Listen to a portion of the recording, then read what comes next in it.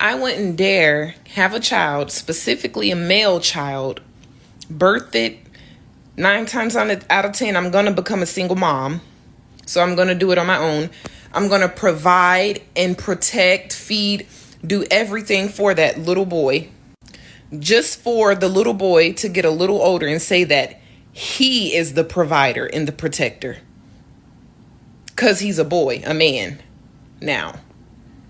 So I sacrificed my life for a boy just for him to grow up and flip the script. And that's basically what's going on.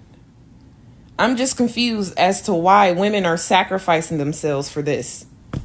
Like, basically, you're birthing out boys, raising them, providing and protecting for them, just for them to grow up to claim that they are the providers and the protectors. Look at... What? Let me say this. That has to be the dumbest statement I've heard in a minute. I heard some dumb statements. And sister, I ain't trying to call you dumb, but that statement is dumb. Let me clearly say that. And I'm gonna go back and play this video because my mind was all over the place as she was talking. But for one of the things that she said, I don't want to have a male child for him to grow up and claim he's the protector and the provider. That is a male child's role. Once he grow up and become a man, he's supposed to be the protector and the provider of his family. I'm confused of what her true intentions was. What you want him to put on nail polish and walk around with a tutu on? Because I'm seeing a lot of guys doing that now. A lot of guys paint their nails and trying to normalize nail polish. And then they saying, well, our ancestors did that. And no, I don't read, I ain't reading that in scripture. So anything in scriptures, I ain't doing. But this is where a woman who raising a male child can damage him. That's why I always say little boys need their dads.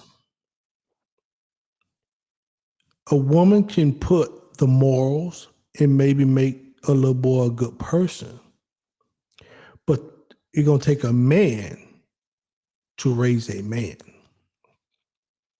I can't raise a woman because I'm not a woman. And a female can't, and a woman can't raise a man because she's not a man. Maybe woman, but not a man. And it's going to take a man, testosterone-driven man to raise that boy.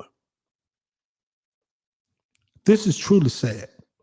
This is truly scary. I'm going to play it again and I'm going to stop it and I want to break it down. But that is his role, to become a protector and a provider. You will want him to protect and provide for his family. Wouldn't you? You want him to be emasculated? You want him to fall back and just be a simp? You want a female that he might be dating or marrying one day to just dominate your son? I don't get her mindset. It is pretty scary. When the person who sent me this video, I appreciate this video, but that's pretty scary to want your son, whose role is to be a leader, not to be a leader, not to be a protector and provider. I don't get it. Let's watch it one more time, man, and then I will I'll be stopping it and breaking it down. But this is a twisted mindset. People might come at me after this. That's fine. I'm a big boy. I can handle it. But this is scary. School again. I wouldn't dare have a child, specifically a male child, birth it. 9 times out of 10, I'm going to become a single mom. Why 9 times out of 10 you're going to become a single mom? You already putting that out there in the atmosphere. So you need to that's why I say it's very important to know who you procreating with. You need to know that person for a little while, and things still can happen. But I'm seeing people getting pregnant within the first 6 months of the first year of dating somebody. And that's the scary part, because you don't know that person. You know of that person, and you already jumped in the sack, and you already pregnant. I'm not saying, not to have your intimate relations, but maybe make sure you protect yourself and make sure you ain't spending no kids, man, that early in a relationship. Because she already said 9 times out of 10, I'm going to be a single mom. Now, why you want to be a single mom? I wouldn't even put that in the air. I wouldn't want to be a single dad. We need a husband and a wife. And like I said, husband and wife to do this thing. Let's keep going. So I'm going to do it on my own. I'm going to provide and protect, feed, do everything for that little boy. Just for the little boy to get a little older and say that he is the provider and the protector. But that is his role. You are the nurturer. Yes, you probably provide financially along with the dad, hopefully. And you're going to protect, because nothing like a mama bear. When I was small, my mom protect me. She's overprotecting me. I think she still will protect me to this day, unfortunately. But I know she will. That is your role for that stage of life. But once he grows and become a teenager, probably the puberty level, his voice gonna change, his sack gonna drop, his testosterone levels gonna go up, and that is the time, ladies.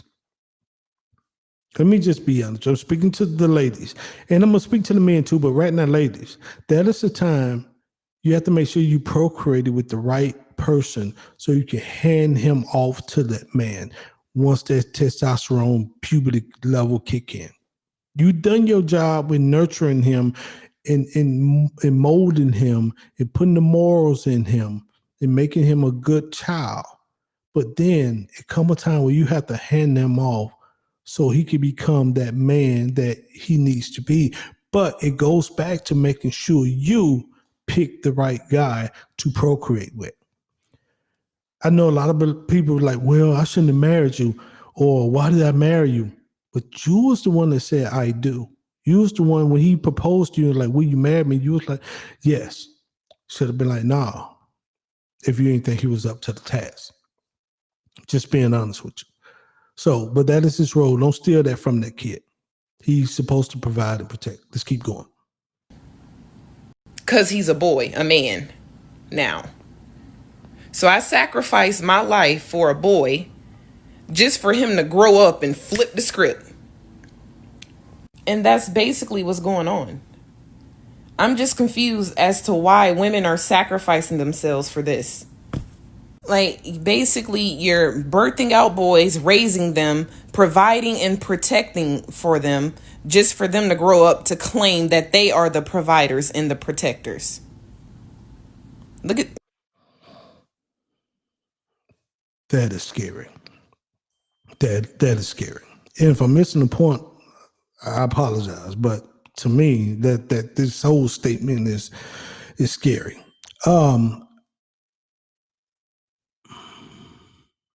That's his role. Let him be a man. Don't teach him about dolls. Don't teach him about dresses. Don't teach him about painting his nails, arching his eyebrows. That's not what men supposed to do. You could disagree with me all you want, but I stand on what I stand on, and I say what I say. As a man, you be a man through and through. Dads, if you got kids out there, You take your ass home and raise them kids. If you and mom can't get along, you find a way to make it right so you can raise your kids. I don't care how mad or what might have transpired between you two. Man, raise your children. Let them know I am dad, I am king, and I am here for you. Too many fathers walking away, too many mothers pushing them away, saying that I can do it by myself. This ain't the time to be trying to raise kids by yourself. This ain't the time to just be spraying your seed all over the place and not being able to raise and teach your kids. It's time out for that. Take your asses home, sit down and get counseling, work this thing out, and raise them kids together. And I said what I said. Abi Yashrael. Shalom.